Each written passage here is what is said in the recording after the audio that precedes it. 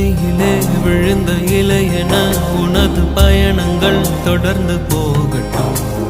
அலை வரும் அடுத்த திருப்பத்தில் உனது கரை எதிரிலே தோன்றிடும். வேறெங்கோ செடி எங்கோ நீ இங்கு தனியாய் போகிறாய்.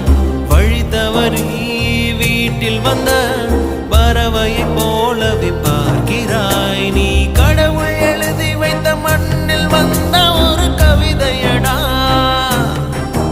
அதன் இடையில் இரு உயிர்கள் செய்த எழுத்து பிழை பாவமடா.